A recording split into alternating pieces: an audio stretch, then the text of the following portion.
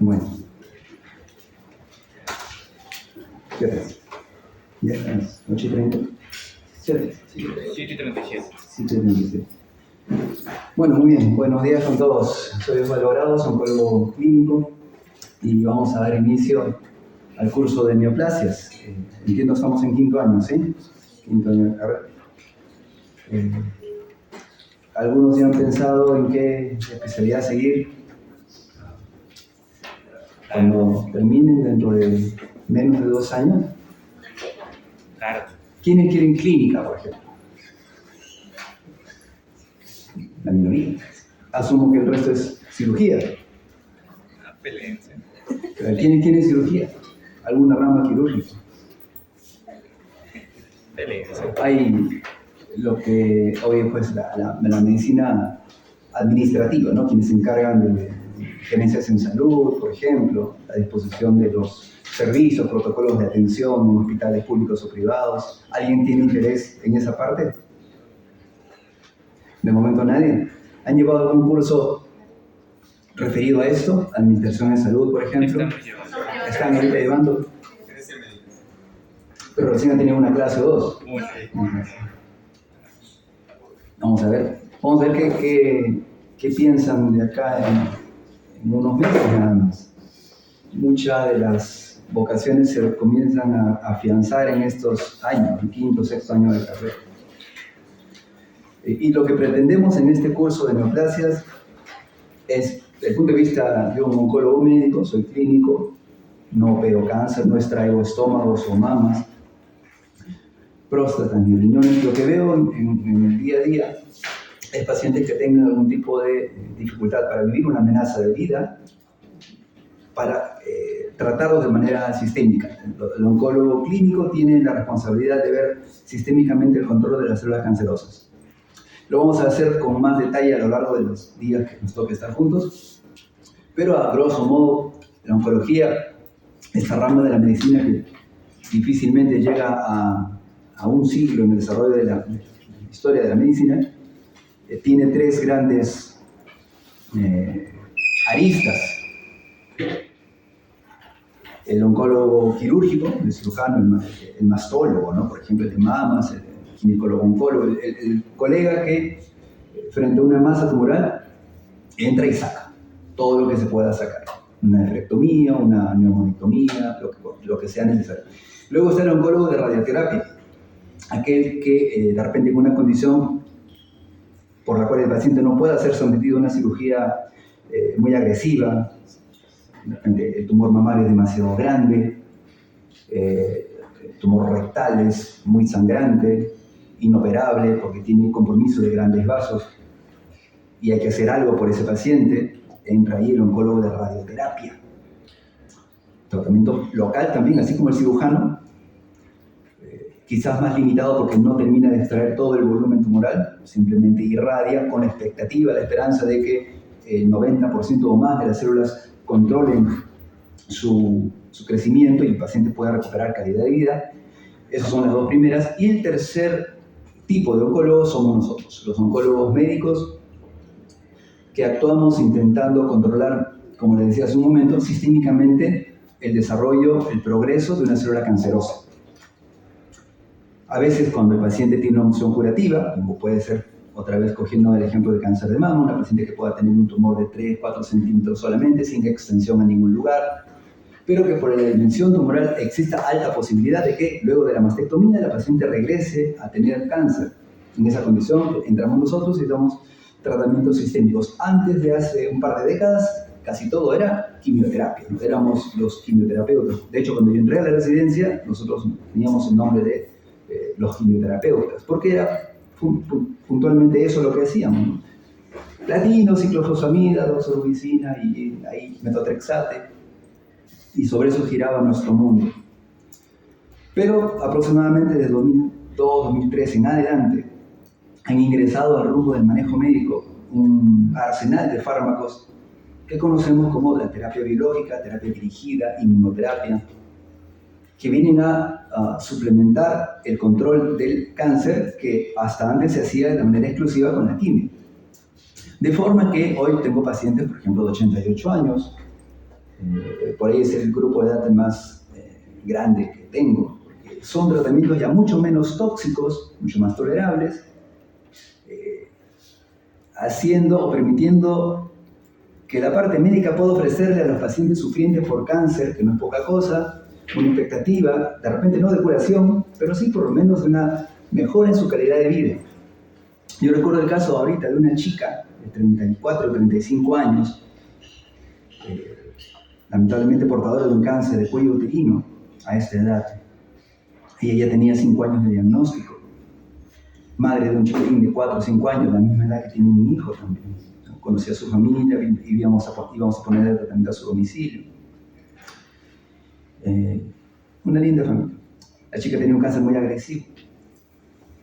Cuando llegó a nosotros en segunda intención, porque estuvo antes tratándose en un hospital acá en Lima, muy grande, pero llegó al consultorio llorando, ¿no? Era un espectáculo muy triste, tratándose de una chica joven, con su esposo, su mamá. Su hijito no estaba, pero un cuadro muy triste. No había, entre palabras, siempre había un quejido, un llanto. Había intentado con tramadol, morfina, también estábamos por intentar. No pasaba el dolor con nada. Eso fue más o menos en noviembre, diciembre del año pasado. Una condición muy avanzada respecto al cáncer, había no solamente copado cuello uterino, sino que se había ido a parametrios, ligamentos, músculo, incluso había horadado la corteza del sacro, del fémur. O sea, era un cáncer muy agresivo y estaba generando un dolor importante porque estaba horadando todo lo que se podía. Y en ese camino generaba bastante dolor y pérdida de calidad de vida. No comía, adelgazada, llorando todo el día por el dolor, no podía dormir tampoco. Es una calidad de vida muy, muy difícil. Le ofrecimos tratamiento de quimioterapia. Nuestra paciente ha fallecido hace poco menos de un mes. No duró quizás ni 3 meses, ¿no? Pero se ha ido sin necesitar siquiera un panadol para el dolor, menos un tramadol y una morfina. ¿A qué voy con esto, chicos? Es posible que por ahí los oncólogos médicos tengamos esa suerte como de aura, ¿no? De tristeza y que todo es...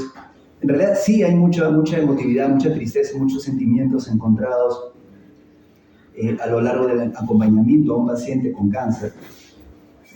Y cuando las cosas suceden tan abruptamente como el caso de la chica que les comento, te queda al menos un consuelo. ¿Cuál será si solamente le dimos 3 meses de vida? El dolor, la calidad de vida. Porque la paciente ha estado otra vez con su hijo, volvió a comer, volvió a dormir, tenía una cosa muy parecida a lo que antes era, sin que nunca llegó a ser pues normal, ¿no? Pero tanto para ella, como para el esposo, como el pequeñín, para su madre, que vivía con ella, verla en estos 2 o 3 meses últimos, controlar la molestia, estar compartiendo tal vez con la familia, pasó Navidad, Año Nuevo, cumpleaños de su hijito, de una forma distinta a como llegó al consultorio. Es cierto, no le pudimos alargar nada, posiblemente, o quizás sí, pero lo que sí se pudo lograr de manera objetiva fue la calidad de vida. Y se los comento diciendo porque hay mucho en el ambiente médico diciendo, hey, si tu paciente tiene cáncer avanzado, ya no le des quimio, no le des nada, porque dale calidad de vida nada más, ¿no? Y luego regresan a nosotros cuando se niegan un tratamiento oncológico real, como algún medicamento de estos, con más dolor, con más vómito, con más intolerancia a todo, con más adelgazamiento, mayor debilidad y postración. Porque solamente se limitaron a darle tramadol o morfina o lo que fuera, pero ni eso, ni la alimentación puede generar una disminución en el volumen del cáncer, y solo la disminución del volumen del cáncer es capaz de recuperar algo la calidad de vida, como en el caso que les comento. Entonces, quería decirles eso porque acaba de pasar hace un par de semanas y un poco sacarnos la idea de que un paciente con cáncer avanzado es alguien en lo que realmente ya no vale la pena hacer nada. Porque si bien es cierto, en términos estadísticos para el Estado, sobre todo para quienes ejerzan luego en la actividad pública, un paciente avanzado es irrecuperable y es un gasto público importante porque el cáncer no es una enfermedad barata. Eso visto desde el punto de vista macro, para quienes, por eso les decía, quienes están haciendo o quien tendría la intención de hacer gerencia en salud o algún tipo de administración, puede ser que sea un gasto inútil, pero para el día a día de una persona, o sea, si esa persona es tu madre, tu hermano, tu hijo, tu hija, no es un gasto inútil. Y esos 3 meses que pudiste darle pero sin dolor, con que pueda dormir otra vez, que pueda alimentarse, vale la pena. Es muy diferente el enfoque de salud para alguien que tiene la responsabilidad de cuidar el gasto público, cuando lo ves como paciente tuyo, y sobre todo cuando hay una intención de comprometerte con esa persona, porque es a ti al que recurre, ¿no? Es a ustedes al que les va a pedir, hey, ¿qué hago? Mi mamá no aguanta más el dolor, o ya no puede comer hace 3 semanas porque el tumor no le genera ningún tipo de apetito y se le infla la barriga por ascitis. A la paciente que tenemos ahorita, están que nos llaman, a una de ellas tiene 88 años, tiene una carcinomatosis por cáncer, un primario no conocido, un tumor posiblemente intestinal, se ha detectado porque tiene ascitis, metástasis hepática múltiple, y por eso tiene un balonamiento, una pérdida de apetito y todo eso. Y vamos a intentar hacer algo, siempre a título paliativo, pero recién cuando uno intenta disminuir la carga tumoral por lo menos un 10%, un 20%, eso le va a significar a la persona una mejora en su calidad de vida. Sea porque se infla menos la barriguita, sea porque entra mejor la comida, tiene menos astenia o cansancio. Es decir, siempre se puede hacer algo. Dicho esto, y para no dilatar más el tiempo, porque ni siquiera era el primer tema, voy a comenzar con el desarrollo teórico del curso. Este año, a diferencia de otros, ya tengo 7 años me parece, con este sería el 8º, por no me acuerdo. He incorporado 3 o 4 temas sobre los que antes tenía en la parte teórica, y lo mismo he hecho con las partes de participación de ustedes, porque también hay una parte en la que voy a requerir que realicemos exposiciones. Y la razón es que vamos a tratar de darle un enfoque cada vez más práctico a este asunto. Yo no sé si alguien, así a priori, antes de comenzar el curso, haya pensado siquiera en la posibilidad de hacer oncología como una especialidad, ya sea por la parte clínica o por la parte quirúrgica. Y lanzo la pregunta a ver si es que alguien de alguna manera habrá pasado por su cabeza hacer oncología como especialidad. Si hay algún desubicado que lo haya pensado, por favor levante la mano. 1, 2, no son tan desubicados. La verdad que es la primera promoción que encuentro que alguien levanta la mano. Y generalmente no pasaba eso. Así que espero que el desarrollo de este curso primero les dé la base como para saber si realmente es esto lo que quieren. A mí me parece que sí. Yo, de hecho, les comento, cuando hacía la carrera, cuando estudiaba en pregrado, incluso cuando salí fuera de Cerú, no tenía idea de que esto podía ser una parte importante de mí, o de una posibilidad siquiera de mi especialidad. Pero una vez que ya estás acá, yo entré a Neoplásicas a hacer la residencia en el 2002. O sea, al momento son 23 años que vengo viendo pacientes con cáncer, ¿no? De lunes a domingo, mañana, tarde y noche. Y realmente es una especialidad que no solamente te desafía desde el punto de vista académico, porque siempre hay mucho, en oncología, supongo que en las otras áreas también, pero en oncología hay bastante como de refinamiento en la parte terapéutica, de manera que uno puede estar al día tratando de buscar de repente nuevas vacunas contra el cáncer, o ofrecer medicamentos tan finos, tan dirigidos a una mutación puntual, por ejemplo, que uno académicamente se siente estimulado. ¡Ah, qué bacán! Mira, hay el congreso tal de oncología que se hace, no sé, en Europa o Estados Unidos, te está presentando unas novedades que ni te hubieras imaginado que existen, con opción de tratar, como les digo, a personas que hace un par de décadas era imposible pensar que le daba tratamiento. Desde el punto de vista académico es muy desafiante y es muy bonito, porque encuentras mucho desarrollo. Ojalá el Perú también sea parte, dentro de un poco tiempo, de esta ola de producción científica que permita también, aportar, porque mucha de la información que nosotros tenemos es obviamente del hemisferio norte, con genética distinta a la nuestra. Lo vamos a ver a lo largo del desarrollo del curso, pero no solamente desde el punto de vista epidemiológico, porque tenemos una casuística distinta, sino también frente a los mismos medicamentos, nuestra gente hace toxicidades distintas. Y en ese sentido nos falta generar información local, propia, adecuado a nuestro perfil genético. Les decía, desde el punto de vista académico, es desafiante. Pero no creo que le llegue a la punta de los talones lo que significa desde el punto de vista emocional, espiritual. Nosotros somos una institución creyente, yo también soy católico, y en el 90% de los casos el mayor peso del trabajo del oncólogo, si es que uno quiere tomarse la oncología como una especialidad, digamos, en serio, no solamente para llegar, marcar y cobrar, sino de verdad comprometiéndote con lo que te metió a ser médico, van a encontrar acá una porción muy importante de crecimiento espiritual.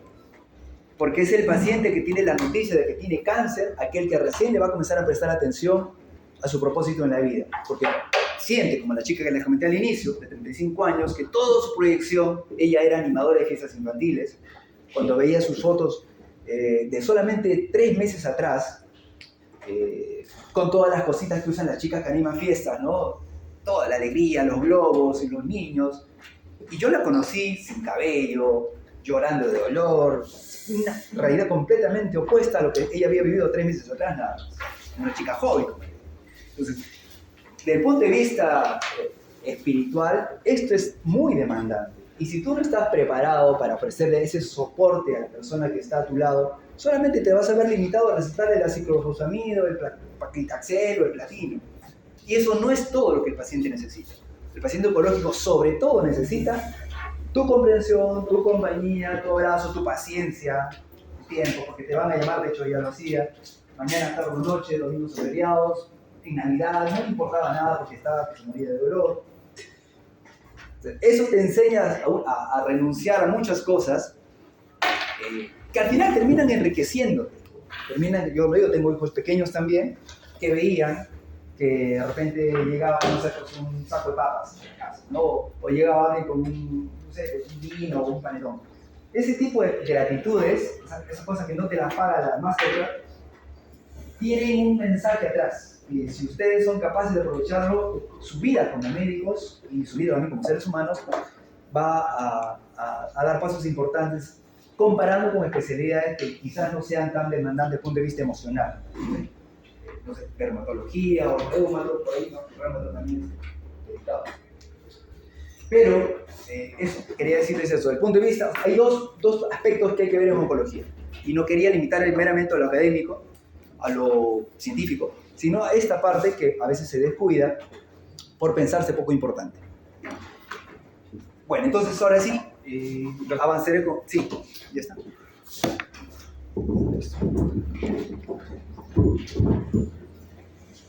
¿Aló? Bueno, la parte académica, la biológica, la parte dura de eso. Biología del cáncer. Existen y existirán muchas definiciones de lo que significa cáncer en sí. Y uno también puede decir, desde el punto de vista emocional, el cáncer es una enfermedad limitante que te malogra tu proyecto de vida, etc., ¿no? Pero desde el punto de vista biológico, uno puede decir, el cáncer es una enfermedad crónica caracterizada por sustancial alteración en los patrones saludables de expresión génica. Primer punto, enfermedad crónica. El cáncer es el resultado de pérdida de una lucha del organismo por intentar mantener una homeostasis que sostenga el equilibrio entre crecimiento celular y muerte, ¿no? Nuevas células y otras que se van. Cuando este equilibrio se rompe, de forma secundaria, una alteración en los patrones de expresión génica, es posible que aparezca el cáncer. Y digo de expresión génica, no, ni siquiera digo de lectura del ADN, porque el ADN puede estar indemne, puede estar bien secuenciado, pero no todo lo que está secuenciado genéticamente termina por expresarse. Entonces, acá tenemos que comenzar a tener en claro que podemos tener el mejor ADN del mundo, el mejor copiadito, pero si ese mejor ADN no tiene un patrón epigenético solvente, adecuado, sano, de nada nos va a servir la doble hélice indemne. Y siempre hemos dicho aquello de que el cáncer es al final el resultado de preponderancia de los protooncogenes versus los genes supresores tumorales. Los protooncogenes, aquellos que sobre todo en la época que uno nace hasta la adolescencia o juventud, están en primacía sobre los otros porque el cuerpo necesita formar masa, formar músculo, formar cuerpo, necesita crecer. Y los genes supresores tumorales son aquellos que tendrían la obligación de detener este crecimiento para que no se vaya al otro lado. Se sabe que para que el equilibrio se rompa, si uno habla de los oncogenes, bastaría una alteración. O sea, si yo tengo un oncogen ER2, EGFR, cualquiera que ustedes mencionen. De las dos copias que tenemos, de mamá y papá, si tenemos uno de los oncogenes alterado, la posibilidad de hacer cáncer ya está. Por el contrario, si uno habla de la alteración ya no en el oncogen, sino en el gen supresor tumoral, el primer punto que tenemos que mencionar es que se requiere el doble hit, el doble golpe, el doble daño. La teoría de Knudson, no sé si la han escuchado antes, en la que se sostiene que yo podría tener un gen supresor tumoral dañado cuando me queda la copia. Y esa copia es capaz de sostener el crecimiento tumoral de manera que yo no sienta. Yo podría hacer ¿cómo se dice? El que lleva la alteración pero no la hace fenotípica. Portador. Un portador sano. ¿Okay? Entonces, para oncogenes, si yo espero biológicamente que allí esté la clave de mi enfermedad, yo tendría solamente la necesidad de tener un alelo mutado. Mientras que para gen supresor tumoral, si mi enfermedad depende de una mutación en el P53, en el gen de retinoblastoma, en el PTEN, en cualquiera de los otros genes supresores tumorales que conocemos, yo requeriría el doble hit. Y allí tenemos una primera diferencia para entender el origen de estos tumores. Cuando se debe a una mutación en el oncogen o en el gen supresor tumoral. Segunda idea, la cronicidad. O sea, a veces, no sé si han escuchado por ahí, ¿no? Que en damas, por ejemplo, viene la paciente con una masa en el seno izquierdo y dice, bueno, doctor, ¿sabe qué? No sé, pues, me golpeé con la puerta y a partir de ahí comenzó a crecer el tumor, ¿no? ¿Y cuándo fue aquello, señora? Bueno, fue, hace 3 meses. Es prácticamente imposible que una entidad como el cáncer se pueda desarrollar en un tiempo que sea inferior a 5 años. En promedio 10. Porque les decía que el asunto es una lucha constante entre un gen que se alteró y un sistema inmunológico que lo intenta corregir. Y esta lucha no se da o no se pierde de un mes a otro. El tabaco, por ejemplo, que es un inductor de muchas mutaciones, de lesiones, inserciones, etc., genera una lucha que no es menor a 10 años. Y esto debería ser una regla para todos. Incluso aquellas enfermedades que nosotros conocemos como agudas, por ejemplo, la leucemia aguda, si bien es cierto, toma el nombre de aguda porque la presentación clínica al debut es realmente aparatosa. Una persona no podría estar un mes con una leucemia aguda. El desarrollo de plaquetopenia, ¿no? Sangrados por todos lados, de fiebres por neutropenia febril o de anemia, es tan rápido que el promedio de los pacientes con leucemia aguda que debutan es que te cuentan una historia de 2 semanas en la que el doctor hace justo 2 semanas, mi hijito no para la fiebre, o comienza a sangrar en la boca, o moretones por acá y por allá.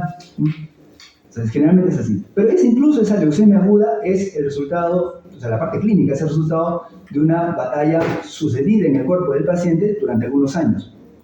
Ya cuando la lucha se pierde, viene lo aparatoso de la presentación clínica, el tumor mamario que crece en 2 o 3 meses, la dificultad respiratoria que también se instala en 4 o 5 meses por tabaco o cualquier otra cosa, pero eso ya es la consecuencia, ¿no? En este momento, la mayoría de ustedes tendrá 22, 23 años, les corresponde la responsabilidad de cuidar su cuerpo de posibles agentes cancerígenos, no porque si fuman hoy les da un problema el próximo año, sino porque estamos incubando células para su tercera década, para sus 40, para sus 50. O sea, lo que hacemos a esta edad se cosechará en 10 o 15 años.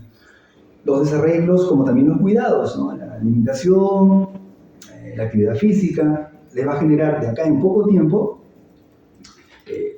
la salud que ustedes hayan sembrado en este momento. Entonces, eso es el segundo punto. Eso lo vamos a ver después. Hace ya casi 20 años se comenzaron a establecer lo que se conocería luego como las características del cáncer, los hallmarks del cáncer. Inicialmente fueron 4, la revisión aportó 2 más, 6, ahora son 8, 10, 12, se están avanzando y lo vamos a ir señalando una por una, dependiendo de lo que también nos dé el tiempo. Una de las primeras características, las células cancerosas tienen una capacidad importante para sostener su señal de proliferación. comenzamos a meternos en el mundo biológico, recordamos que cualquier actividad celular es el resultado o es la respuesta a un ligando, generalmente soluble en sangre. En algunos otros casos podría ser un ligando paracrino, producido a partir del medio ambiente de la célula de la cual estuviéramos hablando, pero un ligando al final, un ligando que va a tener que llegar a un receptor, una estructura en 3D, que modificará su estructura para que a partir de esa modificación de su estructura en 3D genere una señal intracitoplasmática que a su vez recorrerá una cascada de segundos mensajeros, en algunos casos, o en la mayoría de ellos entrelazables, para finalmente llegar al núcleo. Vamos a hacer la conducta normal, como uno espera una conducta celular. Podría suceder, hablando de cáncer, que existiera un exceso de ligando. El ligando, como les digo, es una sustancia que generalmente es intravascular, sanguínea, una hormona, por ejemplo, podría aumentar la concentración. A ver, pongamos un caso de cáncer de mama. El estrógeno, que es la hormona femenina que comienza a brotar a partir de los 11, 12, 13 años, cuando uno despierta a la adolescencia, es el ligando. El estrógeno comienza a circular en sangre y el estrógeno en determinado momento encuentra en la célula mamaria el receptor a través del cual se internalizará al citosol este estímulo para generar proliferación. El estrógeno es mitogénico, es promitótico. Y usará estas rutas, estas cascadas intracelulares para generar al final la llegada al núcleo e invitar a la célula a la proliferación celular. Producto de eso, la glándula mamaria de la niña pasa a ser la glándula mamaria de la puber, en condiciones fisiológicas. Pero hoy está de moda el uso de hormonas anticonceptivas que son estrógeno. Bueno, son estrógeno y progesterona, hay de todos tipos, hay otros que son solo progesterona, al final es una hormona. Cuando ofertamos un exceso de ligando, se saturará mayor cantidad de receptores. Uno podría decir, pero estoy dando un estrógeno porque necesito planificación familiar. Ok, está bien, la razón se puede dar. Otro podría decir, no, es que por el acné. No, es que quiero controlar mi ovario poliquístico porque genera mucho dolor, mucho estrés, mucha dismenorrea. El asunto, o sea, la causa puede ser la que uno desee. El asunto es que hay más ligando. Y la glándula mamaria no entiende de explicaciones. La glándula mamaria ve más ligando y satura más los receptores, transmitiendo la señal de una manera más contundente, más fuerte, más intensa. La administración, por ejemplo, estoy tomando esto solamente como ejemplo, de hormonas contraceptivas, píldora del día siguiente o ampollas de depósito, lo que ustedes quieran. Al constituir un exceso de ligando, aumenta la posibilidad del desarrollo de un cáncer de mama, por ejemplo. También hay estrógeno, hay estrógeno en las células del cuello uterino, por eso es que hay también fluctuaciones que van con el ciclo menstrual respecto de la mucosidad cervical, que incluso se utiliza como parte de la planificación por el método natural, ¿no? O sea, el cuello uterino tiene receptor de estrógeno y la información que tenemos actualmente señala que la utilización de métodos hormonales de anticoncepción, cualquiera del tipo que fuese, aumenta la posibilidad de cáncer de mama, de cáncer de cuello uterino y de cáncer de hígado, por lo menos. Esto para decir que el ligando en exceso puede ser un problema. Podríamos decir factores de crecimiento endovascular, podemos decir factores de crecimiento de fibroblastos, el ejemplo que ustedes quieran. El asunto es que exceso de ligando es aumento de la invitación a la cascada intracelular que finalmente termine en mitosis. Creo que había una pregunta por ahí. O sea, de todos los métodos anticonceptivos hormonales, ¿cuál es el más cancerígeno? El más cancerígeno. De todos los métodos hormonales, ¿cuál es el más cancerígeno? Miren, chicos, lo vamos a ver a lo largo del curso. El poder cancerígeno de un factor, tabaco, hormonas, Helicobacter pylori, virus del papiloma, el poder cancerígeno tiene que ver con la respuesta que tú puedas ofrecer como ser humano. Una cosa es lo que te digo, mira, por ejemplo, ¿no? El tal píldora tiene, en general, las píldoras anticonceptivas tienen 35, 20 o 15 microgramos de estradiol por tabletita, ¿no? Y lo que en sangre tienen de hormonas, en las chicas, está del orden de 50 picogramos, que es más o menos 1 por 10 a la 6 menos que la concentración de la tabletita diaria. O sea, solamente una tabletita diaria tiene más o menos 1 por 10 a la 6 más de concentración de estrógeno que fisiológicamente la más tiene. Ahora, si una píldora tiene 10, otra tiene 15, otra tiene 20, sí, la que tiene 20 tiene más poder, más hormonas, pero la que tiene 10, la que llaman aminopíldora, también tiene un montón. Porque puede parecer poquito en términos de miligramos o de microgramos, pero lo que tiene la sangre son picogramos de estradiol por mililitro. O sea, igual es potente, ¿no? O sea, hay diferencias, sí, en respecto de la concentración, pero celularmente cualquiera de las opciones es un montón. Y lo otro que les decía es que no solamente importa el agente, porque si no todas las chicas que toman anticonceptivos tendrían cáncer, y no es así. Porque importa también el cuerpo en el cual va a llegar esa cantidad exagerada de ligandos. Puede ser que una persona sea sedentaria, que además fume, que no coma a sus horas, que no duerma lo suficiente, que tenga carga familiar, que tenga un nivel de estrés más alto que otra.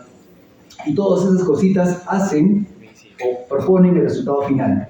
Todos los que fuman hacen cáncer tampoco, ¿no? Es que no solamente importa un agente cancerígeno y el tabaco es muy potente en ese sentido. Todas las chicas que tienen PBH de alto riesgo hacen cáncer tampoco. Porque hay otros factores, hay muchos factores. El agente, el ligando en este caso, es uno de ellos. Como vamos a hacer a lo largo del curso, y pues decía al inicio, este año vamos a tratar de darle un enfoque también, hemos tratado de hacerlo siempre, pero siempre se puede aprender, siempre se puede mejorar. De que tengamos una idea práctica un aprovechamiento en lo práctico del curso de neoplasias al final del semestre. Y este es uno de los conceptos que quería tener. Una pregunta, sí. Digamos, para que produzca cáncer solo debe hacer que la célula tenga mitosis, o puede ser otro tipo de ligando con otra función que genere cáncer. Hay una parte que creo que está al final, no sé si llegamos a esa parte, pero en la cual consiste en lo siguiente. Ninguna de estas rutas es directa, es exclusiva, o sea, no existe un ligando, su receptor, su segundo mensajero y su llegada al núcleo de manera unidireccional. Todos los ligandos y todos los segundos mensajeros y todas las proteínas que vienen más abajo tienen, permítanme la expresión porque así están en los libros, tienen la característica de la promiscuidad, lo cual significa que no son exclusivos de una sola ruta, ayudan o están con todos. El PI3K, mTOR, RAS, RAF, MEP, todos tienen una... O sea, nadie sirve exclusivamente a un ligando. De forma que, por ejemplo, cuando tú cortas con las terapias biológicas que ahora disponemos, por ejemplo, un inhibidor del mTOR, ese inhibidor del mTOR también se va a alterar la ruta de la gluconeogénesis porque la misma molécula sirve también para el metabolismo de la glucosa. Entonces, no hay exclusividad respecto del efecto final de un ligando según un receptor. El receptor del estrógeno no va exclusivamente a ser mitogénico, tiene interacción y por eso la falta de hormonas también genera no solamente pues, una disminución en la urgencia de la glándula mamaria, sino hasta alteraciones del ánimo, ¿no? Lo que vemos en las pacientes menopáusicas, por ejemplo. No solamente se eleva la regla, o sea, hay disminución del calcio en los huesos, alteraciones cardiovasculares, facilidad para la trombosis, alteraciones, como les digo, en el área emotiva. Sí, no hay una exclusividad. Así es. La segunda opción es que haya alteración en el receptor o que haya un exceso de receptores. Por ejemplo, puedo tener una cantidad de ligandos normal, estándar, pero tener un exceso de receptores. Lo vemos también en cáncer de mama. Hay una proteína llamada ER2, la veremos con más detalle en su momento, que por ejemplo, por célula, lo normal es tener entre 30.000 a 50.000 receptores ER2. Una paciente con cáncer de mama con sobreexpresión de esta proteína, ER2, tiene en promedio 1 a 2 millones de estos receptores por célula. Punto para comentar. ¿No les parece exageradamente compleja una célula? O sea, yo le digo una célula es una cosa que tiene 3 micras de diámetro, 3 a 5 micras de diámetro. Y en esa cosa de 3 micras en esa bolita hay una proteína que se da el lujo de estar en una cantidad, en condiciones normales, en un número de 30.000 a 40.000. Qué complejo que es esto, ¿no? Aún no entiendo cómo alguien podría sostener que la vida es el resultado del azar. ¿No? Desde el punto de vista, hay mucha gente atea que se ha convertido solamente por estudiar esto, ¿no? Uno de ellos, no sé si lo conocen, Francis Collins. ¿Alguien sabe quién es? Francis Collins era un físico cuántico hiper ateo, hasta que tuvo un encuentro con un familiar, alguien que él no podía entender las razones de su fe, y comenzó a investigar con ese afán muy científico, muy buscador de la verdad, y que por eso le hacía ser tan sarcástico con los creyentes. Al final termina estudia medicina, en esa búsqueda de la verdad. Estudia medicina, se especializa en genética. Es tan cerebral el tipo que llegó a ser el director, el que termina el proyecto del genoma humano en el mundo, es Francis Collins, o sea, a cargo de él y su equipo, ¿no? Y el descubrimiento de toda esta complejidad lo termina convirtiendo. Hoy es asesor del Vaticano y está bastante metido con la cristiandad, ¿no? Pero es verdad,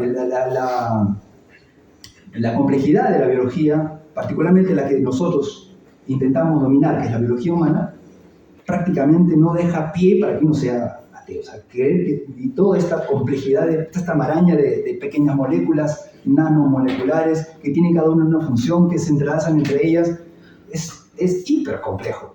Solamente hablando de lo micro, ¿no? Nadie se pone ahorita a hablar del macrocosmos y que también es otro mundo.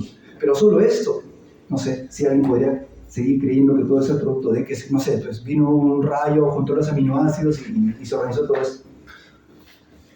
Bueno, esto para decirles que, perdón. Una preguntita, doctor. Cuando hablamos de alteraciones de receptores y de ligandos, únicamente nos han mencionado alteraciones cuantitativas, pero también lo hay cualitativas. Así es, sí, también. Entonces yo podría tener la misma cantidad, pero ser hiperfuncionantes. Como de hecho, por ahí vamos a ver en algunos, no sé si en esta o en la próxima sesión, escenarios en los cuales yo podría tener sobre todo segundo mensajero en condiciones numéricas normales, pero hiperfuncionantes. O sea, no solamente es alteración de números, sino también puede ser alteraciones funcionales. Y esto, para recordar que esto es una cosa muy simple, porque la idea de esto es saber que la misma ruta tiene que ver con crecimiento, con la apoptosis, ciclo celular, arreglo citoesquelético, en algunos otros casos, metabolismo de glúcidos, lípidos. O sea, no hay ninguna exclusividad en esto. El ejemplo que les decía, por ejemplo, cáncer de mama, con hiperexpresión de LER2, y cuando hay sobrefunción a partir de una mutación en el BRAF, en un tipo de este segundo mensajero llamado RAF, obtenemos melanoma. En el 60 a 70% de los casos, en población anglosajona, el melanoma se explica por una mutación puntual en el locus 600 del gen RAF. Y existe un tratamiento para esa mutación puntual. Y señalaba que eso es en el 60% o 70% de la población anglosajona, porque en el Perú esta gente no llega a ser el 10% de los casos. Por eso decía también al inicio que es interesante que si es que la oncología despierta nuevos hijos en esta promoción, parte se dedicase con ahínco a la investigación y publicación, porque se necesita información local. Los medicamentos están hechos para otra genética, para otra población. Segundo, evasión de las señales expresoras. Lo primero, entonces dijimos, una exagerada invitación a la multiplicación, ya sea porque existe mucho ligando, porque existe mucho receptor, o porque alguno de ellos está hiperfuncionando. Evasión de las señales expresoras de crecimiento. Todos sabemos que en el ciclo celular existen los puntos de restricción. El punto S, el punto R. El asunto es que ya sea porque le toca, gracias a la acumulación cíclica de estas moléculas tipo CDK, por ejemplo, la célula sabe que ya le toca multiplicarse, que tiene que pasar de la S a la G1, de la G1 a la M, etc. Cuando el control está alterado porque hay una alteración funcional o quizás numérica en la proteína del gen P53, del retinoblastoma, por ejemplo, el control celular se pierde. Esto se puede aprovechar actualmente porque existen medicamentos, por ejemplo, para cáncer de mama, en la cual utilizamos medicamentos que son inhibidores de ciclinas. El ciclo celular necesita que se acumule periódicamente como sucede con el ciclo menstrual, ¿no? Se acumula estrógeno y progesterona y ¡pum! Viene la ovulación y no, igualito pasa con esto. Se acumula CDK4/6, por ejemplo, y se sabe, la célula siente que cuando eso llega a su punto, le toca dividirse. Lo que usamos, este conocimiento se utiliza actualmente en la práctica porque existen medicamentos que son inhibidores de ciclinas que anulan esta concentración alta de esta proteína, generando el arresto celular, y en este caso, en la emisión de cáncer de mama, lo podemos usar como tratamiento para aquellas pacientes que tienen una sensibilidad hormonal y se quiere potenciar el efecto del antiestrógeno, por ejemplo. Y son vía oral esos tratamientos. Existen otras moléculas como la alteración en la función del factor transformante beta, también con la misma intención de generar arresto celular. Y esta parte es interesante. Todas las células epiteliales están hechas para subsistir única y exclusivamente sobre una membrana basal y obtienen su alimentación a partir de la difusión por ósmosis de los nutrientes que van por la vascularidad, que van por la sangre. En cáncer sucede una suerte de alteración gracias a la cual la célula epitelial llega otra vez a ser, o regresiona a ser una célula mesenquimatosa, gracias a lo cual ya no necesita estar supeditada a la existencia de una membrana basal física que le sostenga, que le dé eso, ¿no? El soporte y además del alimento, sino que adquiere la capacidad de una célula mesenquimal primitiva, capaz de salirse de la membrana, capaz de romper a través de sus metaloproteasas la matriz extracelular, llegar incluso al vaso sanguíneo y subsistir dentro del torrente vascular en un medio en el que se supone no tendría que ser capaz de vivir una célula, por ejemplo, pulmonar, ¿no? Porque yo tengo cáncer de pulmón y en 2 o 3 años hago metástasis a hueso. ¿Cómo? La explicación lógica es, y bueno, porque se ha visto también células tumorales circulantes en sangre que salen del primario y se dirigen al lugar de metástasis, gracias a que adquieren otra vez las células epidermales, características mesenquimatosas, que le generan esa habilidad para nadar en el medio vascular, y luego, también esto es otro movimiento de citoquinas, ¿por qué se asienta en el hueso y no en el riñón? ¿Por qué se asienta en el cerebro y no en el hígado? El depósito de las células metastásicas también obedece a un flujo de información de ida y vuelta entre la célula cancerosa y el lugar donde posiblemente se vaya a quedar. No es gratuito, todo tiene un sostenimiento, todo fue previamente preparado. Entonces, esta capacidad, capacidad de mirar a una calidad de célula mesenquimal es otra característica de las células cancerosas y la que explica su potencial de dar metástasis. El cáncer mata porque puede dar metástasis. Si el cáncer se quedase solamente en el órgano donde nació, funcionaría como un tumor benigno, un fibroadenoma de mama, un quiste de ovario, que está ahí, molesta, incomoda desde el punto de vista estético quizás, pero no genera condición de riesgo de muerte. El cáncer mata por la capacidad de transformarse de epitelio mesénquima, gracias a lo cual la célula invade nuevas estructuras y va minando la reserva energética del paciente para finalmente matar. Esta es una lista de algunos tumores que se explican por esta mutación. Decía que se pierde la necesidad de la dependencia de la membrana basal y la célula, ahora mesenquimatosa-like, adquiere funciones de célula que puede hacer diaperesis, viajar, emigrar a otro lugar y ahí, ¿no? Tiene que, como decía, degradar colágeno tipo 4, establecer estas proteínas de degradación de la matriz extracelular para que le permita viajar. A su vez, mientras surca el camino hacia su nueva metástasis, el sistema canceroso va alterando la función inmune, de manera que aquellas células que tendrían que ser su contrapeso, hablamos de el linfocitos CD4, CD8, los citotóxicos, son reclutadas a favor de la persistencia tumoral. No es como si contratase los soldados del ejército que tendrían que controlar a los delincuentes fuesen adoctrinados por los delincuentes y ahora les sirvan como sus protectores, ¿no? Su seguridad. Y lo que tendría que haberlos controlado termina más bien abriéndoles el paso, favoreciendo la tolerancia inmunológica, lo cual termina con la supervivencia del cáncer y su persistencia en el cuerpo, ¿no? En la práctica, ¿cómo notamos esta pérdida de la adhesión intercelular? Por ejemplo, existe en mama y en estómago un grupo de pacientes que tienen esta neoplasia por una mutación en un gen llamado el CDH1, que genera una molécula como la caderina, la E-caderina. La E-caderina, sintetizada a partir de este gen, cuando el CDH1 está mutado, no hay E-caderina viable, entonces no hay opción, la caderina caterina es C-A-D-H-E-R-I-N-A, caterina, de adherencia. Cuando no hay caterina funcional, no hay posibilidad de ligazón firme entre célula y célula, favoreciendo la inestabilidad tisular, lo cual al final termina en estos dos tipos de cáncer: el cáncer lobular de la mama o el cáncer difuso del estómago. Esto es lo que les decía respecto de los ritmos o los patrones de concentración cíclica de las CDKs y cómo es que hoy se puede actuar inhibiendo justamente las ciclinas para abortar el proceso de mitosis a través de estos fármacos que son polióricos. Tercer punto, resistencia a la muerte celular, resistencia a la apoptosis. Todos sabemos, o lo sabíamos por biología seguramente, que el P53 tiene muchas formas de estimular su funcionamiento.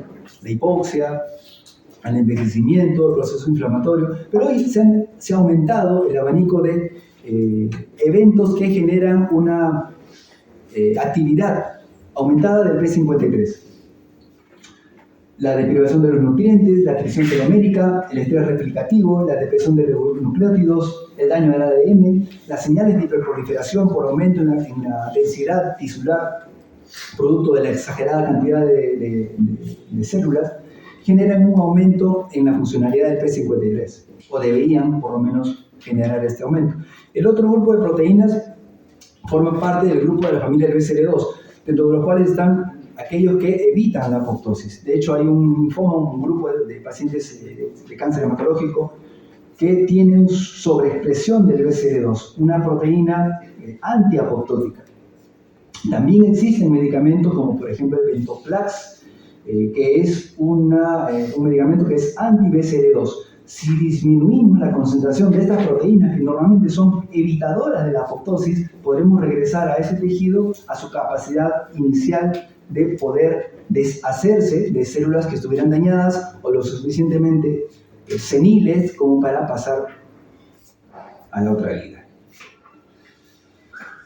Bueno, las cascadas de la apoptosis, lo vamos a ver, es el paciente con expresión de BCL2, tanto la sobreexpresión de los receptores de estrógeno, las que hablé en los primeros ejemplos, como la sobreexpresión de R2, también para cáncer de mama, como lo que menciono en este momento, un paciente que tenga una sobreexpresión de BCL2, esta proteína que es antiapoptótica, son detectables por métodos de anatomía patológica conocidos como inmunohistoquímica. ¿Han llevado patología? ¿Ya? ¿Habrán hablado de inmunohistoquímica también?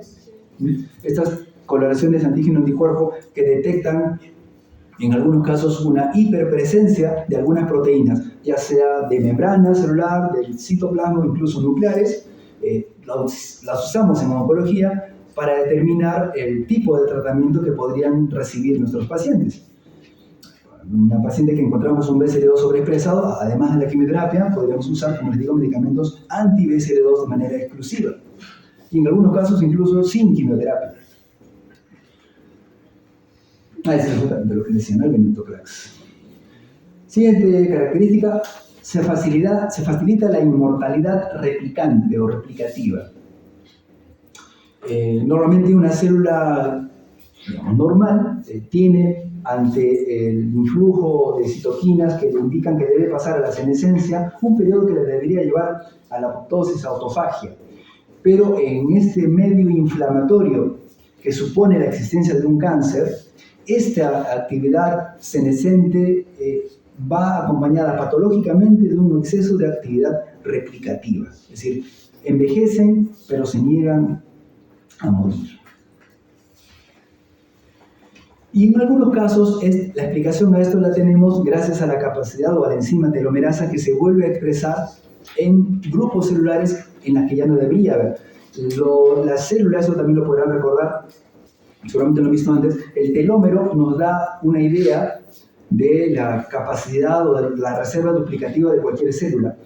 Muchos grupos de células cancerosas mantienen la actividad o activan la actividad de la telomerasa de manera que se hace indefinida, entre comillas, su capacidad de regeneración celular o de mitosis. Todo es entre comillas, ¿no? Porque al final genera tanta carga celular que entra en un mundo de hipoxia. De hecho, un tumor de 1 centímetro cúbico, un tumor palpable, se estima que porta más o menos 1 por 10 a la 9 células. O sea, es 1 por 10 a la 9 son 1.000 millones, ¿no? En 1 centímetro cúbico. 1 por 10 a la 9. Y eso ya genera una condición hipóxica que es de por sí es inflamatoria. Y dicho sea esto de paso, un tumor de 1 centímetro dice, ay caray, estoy detectando un tumor en etapa temprana. Temprana en términos de centímetros, pero en términos de unidades celulares estamos llegando a tarde, no son 1.000 millones de células que hay en un solo centímetro de tumor. Angiogénesis inducida es otra de las condiciones o características del cáncer. Recordamos que hay vasculogénesis y hay angiogénesis. Vasculogénesis es la fisiológica, es la que nosotros tenemos cuando somos embriones, y necesitamos mucho aflujo vascular para formar nuevos órganos, para facilitar la nutrición de los nuevos órganos y los nuevos tejidos en el cuerpo.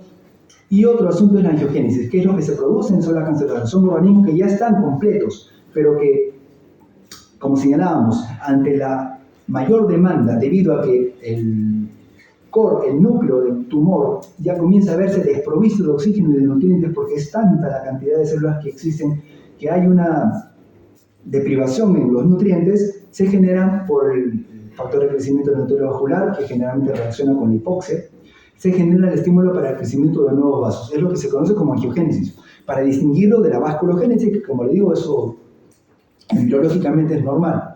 Pero la nueva formación de vasos es, en el caso de las células cancerosas, facilitada en mucho por la hipoxia que se genera en la medida que crece el tumor. Las células tumorales, y de hecho creo que van a ser testigos muchos de ustedes cuando vean reportes tomográficos de pacientes que tengan cáncer de algún tipo. El reporte usualmente dice, no sé, pues masa de 2.5 centímetros con centro necrótico, ¿no? Este centro necrótico, si se presenta de manera espontánea, nos señala que este core del tumor está ya haciendo necrosis justamente por déficit de aporte. Y esta es la condición ideal para la expresión de estos factores de crecimiento del endotelio vascular, factor de crecimiento derivado de plaquetas, de fibroblastos, que termina finalmente en la producción de nuevos vasos para tratar de salvar el problema de la muerte de células cancerosas.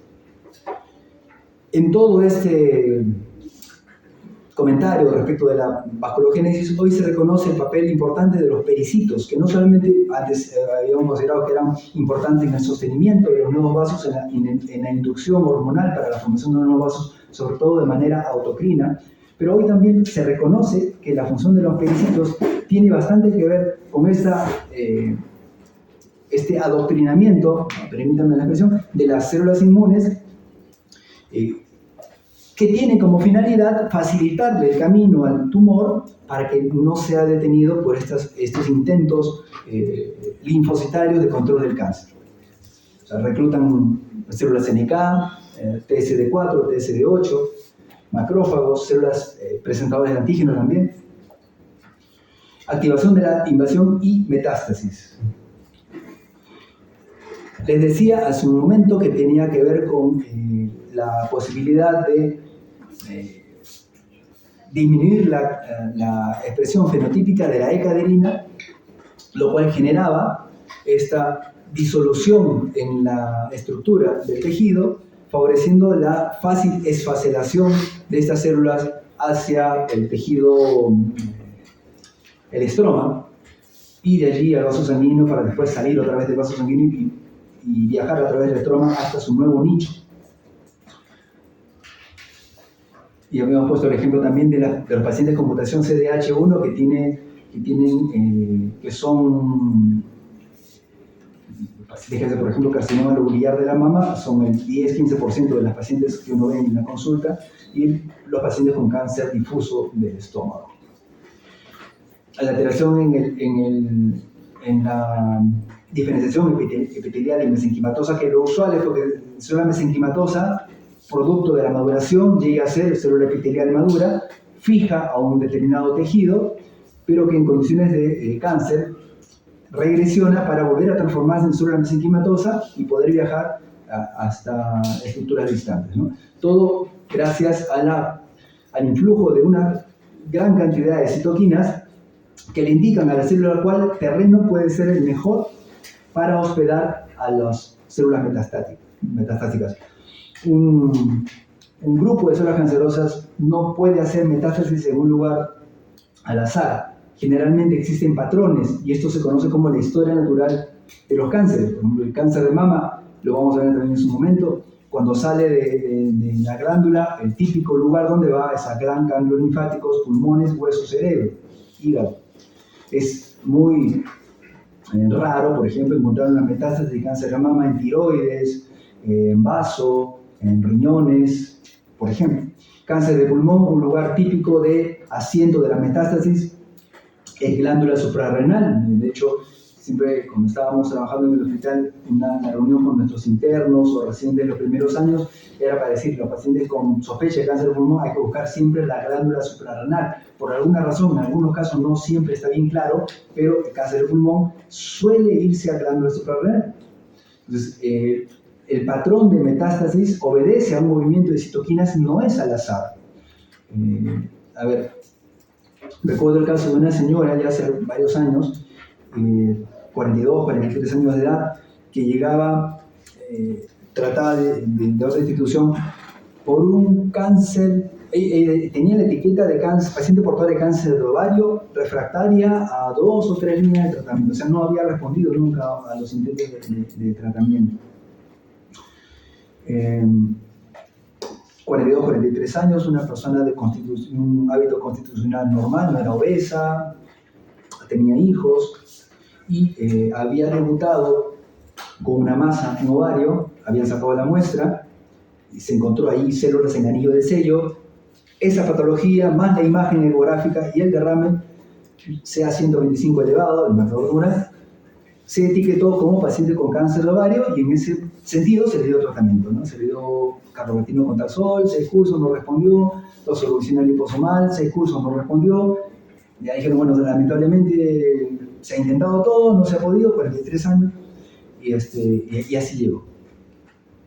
Pero había algo que no cuadraba, ¿no? Los pacientes con cáncer de ovario, primero, no es el perfil de un paciente con cáncer de ovario que sea tan joven, no es el perfil que no sea obesa, no es el perfil que tenga hijos. Y para cuando llega tuvimos un poco la ayuda del tiempo, el tiempo había hecho su trabajo y ya comenzaba a tener síntomas de estómago, intolerancia, hematemesis. Le hicimos la endoscopia y encontramos allí el tumor primario. Esta paciente siempre había tenido cáncer de estómago y había debutado con una metástasis a ovario, lo que se conoce como tumor de Krukenberg, ¿no? Quizás han escuchado. Y había hecho toda la clínica de un cáncer de ovario, pero porque las células habían llegado allí provenientes de otro lado. Este comentario va porque si uno conoce la historia natural de un cáncer y sabe que los cánceres digestivos suelen ir a ovario y que en una persona de 45 años, 43 años, es raro un cáncer de ovario,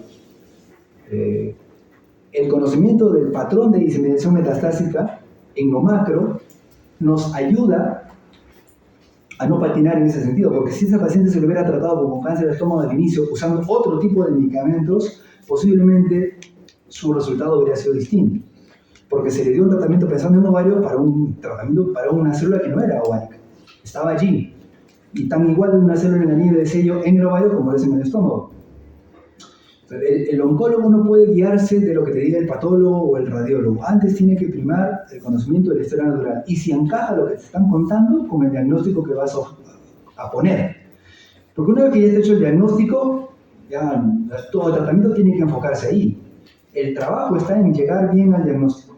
Y eso a veces es más ejercicio clínico que el examen complementario.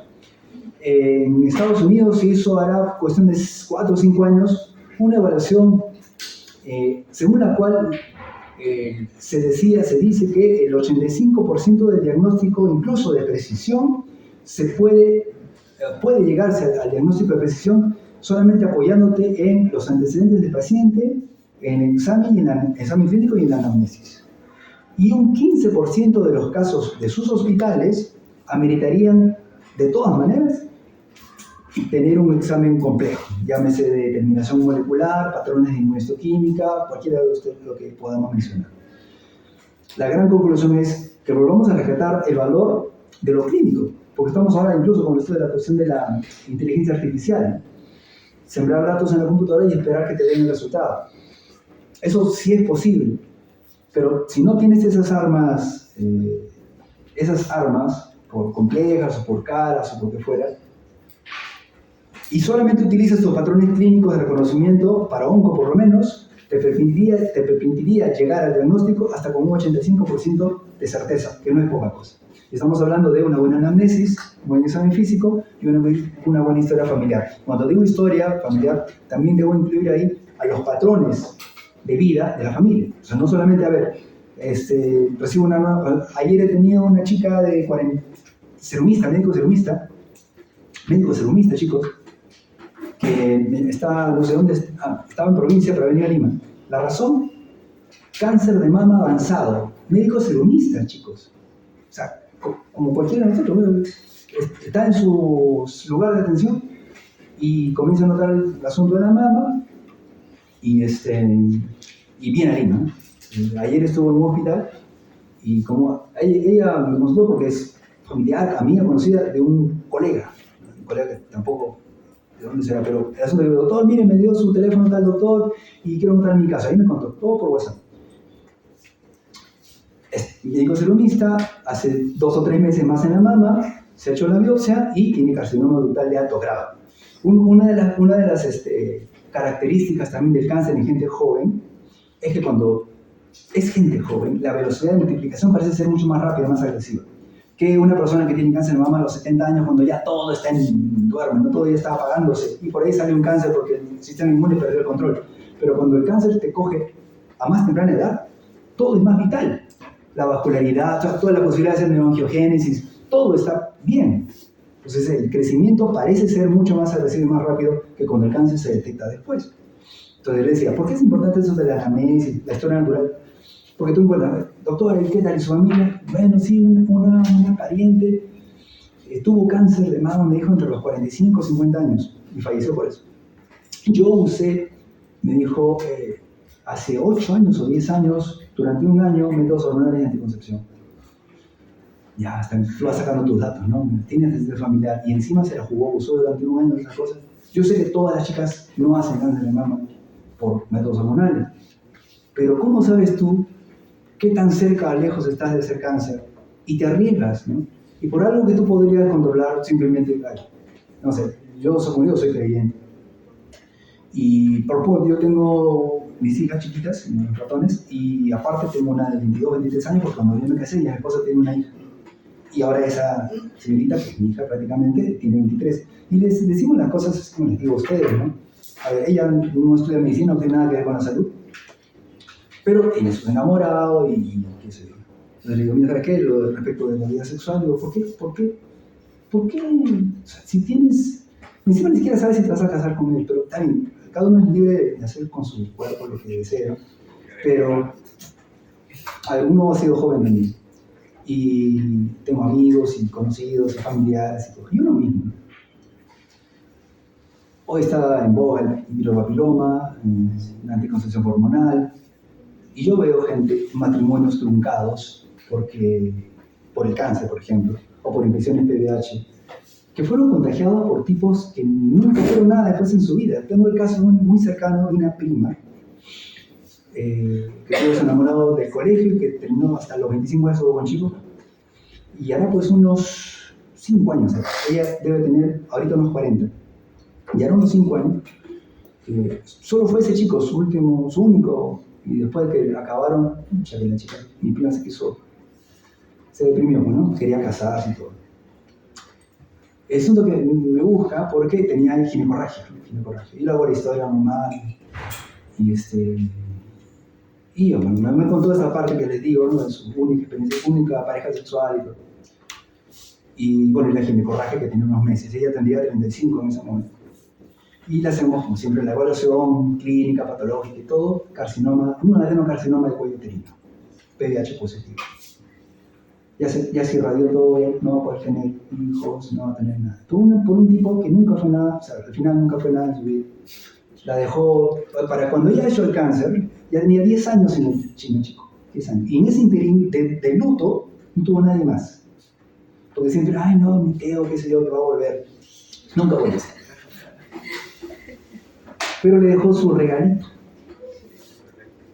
Mi primo ya no tiene, o sea, ya no es fértil, ya no tiene útero, está irradiada, ya tiene un cáncer. Y encima, en cáncer, en jóvenes, el adenocarcinoma, de los tipos de cáncer de cuello uterino, lo vamos a ver en su momento, es de lo más bravos. Es de lo más, no es el carcinoma escamoso típico que aparece en una chica de 60 años, nunca, por VIH. No, este es el peor. Entonces, son cosas reales, chicos. Se dan en el día a día. Y uno como oncólogo se da cuenta de eso. Tengo cuántas cosas por contar.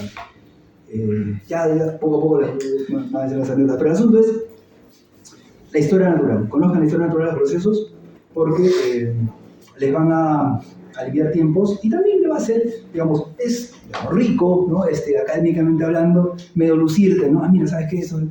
Te equivocaste, te olvidaste que los cánceres de pulmón no son así, ¿no? Los cánceres de estómago no son así. Pero más allá de esa satisfacción académica, el hecho que alguien, tú, con tu conocimiento, vas a poder ayudar por lo menos a mejorar su calidad de vida.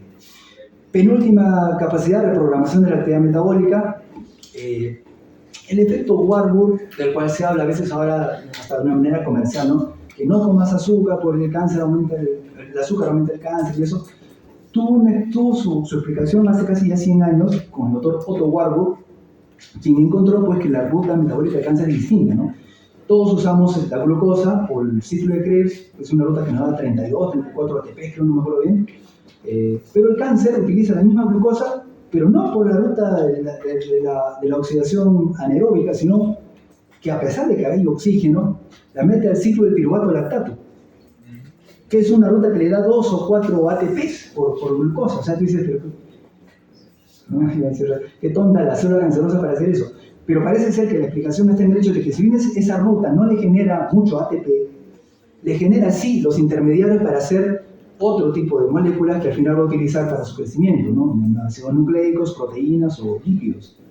Entonces, esta reprogramación metabólica se da sobre una célula cuyo genoma estuvo preparado para irse a la ruta del ácido tricarboxílico, a la ruta del ciclo de Krebs, pero que por condiciones que le convienen a la célula cancerosa, tiene un destino final. Y esa misma glucosa la utiliza en una ruta que le sale menos productiva en términos de ATP, de energía, pero le genera metabolitos que va a poder utilizar después. Para que el paciente con cáncer no tenga que recibir azúcar.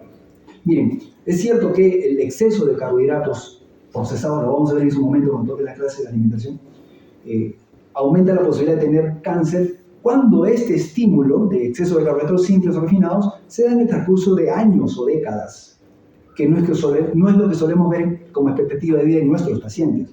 El 80% o 90% de mis pacientes ahorita, porque hay ciclos, hay momentos en los que tengo pacientes más recuperables, en este momento el 80-90% de los pacientes son en casa y están muy mal. A esa gente que le queda poquito tiempo de vida, ¿qué le vas a restringir un heladito o una gaseosa?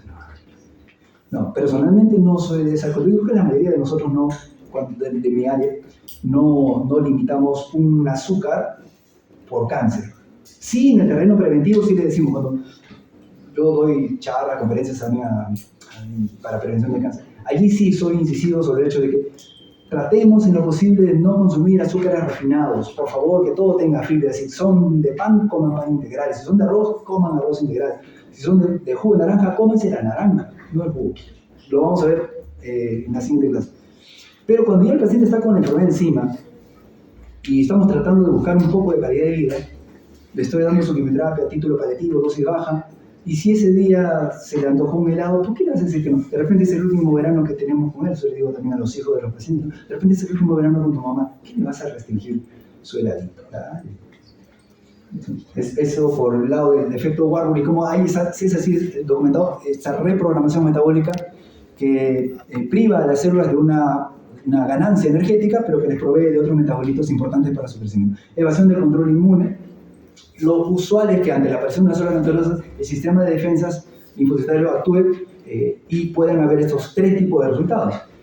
Que finalmente el tejido inmune controle el cáncer y lo destruya, como por ejemplo pasa con el NIC1, ¿no? El NIC1 en ginecología es el inicio ya de la displasia, producto de la presencia del virus del papiloma, pero que podría ser reversible si cesa la noxa. O sea, si la paciente si fumaba ya no fuma, si tomaba anticonceptivos ya no los tome, o si tenía promiscuidad ya no lo tenga, ¿no? Y es posible en un 70% de los casos que el NIC1, el propio sistema inmune de la paciente, regresione la lesión a hacer un epitelio cervical otra vez completamente normal. Una posibilidad. La otra es que el sistema linfocitario no consiga erradicar el cáncer, pero que por lo menos no avance. Es un estado de equilibrio. Y la tercera, la peor, es la que pierda, ¿no? Que el sistema inmune pierda la batalla y se escapa. Bueno, les decía que hay todo un movimiento de citoquinas que explican esta lucha.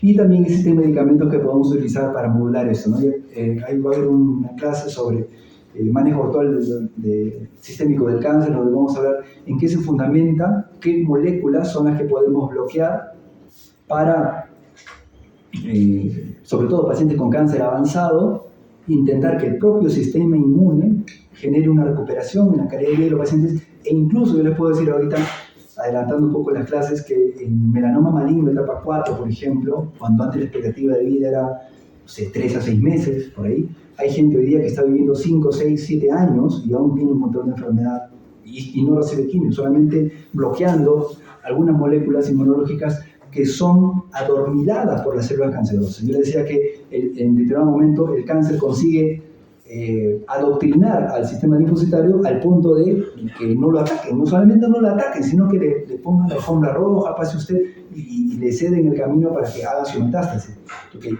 Ubicadas las células, ubicadas las citoquinas que le permiten al sistema inmune estar dormido y permitir el cáncer, existen fármacos que pueden bloquear estas citoquinas de manera que el sistema inmunológico despierta y puede atacar otra vez a las células malignas. Eso existe, esta es una de ellas, por ejemplo. El PDL1 es el ligando y el PD1 es el receptor. La célula cancerosa produce PDL1, una molécula que, unida al PD1 del linfocito T, tiene como resultado final que el linfocito queda inactivo. Entonces, ahora existen supresores de PDL1, anticuerpos monoclonales que van solo al PDL1, y es como si le quitara la venda de los ojos al linfocito y comienza a ver al cáncer y le comienza a ver al ancho y controlas cánceres que hasta cuando yo hacía la residencia, por ejemplo, por melanoma maligno, prácticamente no había nada. Dábamos quimioterapia, pero igual la respuesta era por un mes, 2 meses, y con todo lo que da la quimio, ¿no? O lo que daba la quimio antes. Hoy no, ahora se pone cualquiera de estos bloqueadores PDL1 y tu paciente está tranquilo años y el cáncer se borran las metástasis, es una maravilla. Igual el CTL4 también es otra de esas moléculas que uno puede bloquear con anticuerpos. Ahí está la ruta. Vamos a ver más detalle cuando toque hablar de manejo inmunitario, pero un bosquejo es el siguiente. La célula tumoral presenta a las células presentadoras de antígenos los respectivos antígenos. Esto se lleva al ganglio linfático y en el ganglio linfático es donde se reclutan las células que deberían estar destinadas al control de esa enfermedad. Y luego de eso regresa el sistema inmunológico al nicho tumoral para ofrecer la respuesta celular al evento maligno. Cuando esto no se da por esa generación de las moléculas como el CTLA4, PDL1 o algunas otras citoquinas, interleuquinas 6, por ejemplo, interleuquina 10 también, que adormilan al sistema inmune, entonces el cáncer tiene la oportunidad de progresar. Afortunadamente, les decía que estamos viviendo en este momento, oncológicamente hablando, una época de vorágine académica que nos permite tener año por año medicamentos que van sorteando estos problemas para poder ofrecer a los pacientes, sobre todo con cáncer avanzado, una expectativa, por ahí no de curación, porque curación se debería entender como ausencia de enfermedad, ¿no? Borrar todas las metástasis y de que estas no se vuelvan a presentar en la vida del paciente. Eso todavía no, pero sí un sostenimiento del estado de la calidad de vida que permita que el paciente pueda estar tranquilo un mes, 2 meses, 1 año, 2 años o 10 años, como estamos viendo en algunas pacientes con cáncer de mama, por ejemplo, de melanoma, por ejemplo, de cáncer de pulmón también, ¿no? Gracias al conocimiento del sistema inmune y la posibilidad farmacológica de bloquear estos puntos que se ubican como problemas. Hasta aquí vienen un par de condiciones breves que permiten todo lo anterior y luego un par de comentarios sobre epigenética. ¿Alguna pregunta?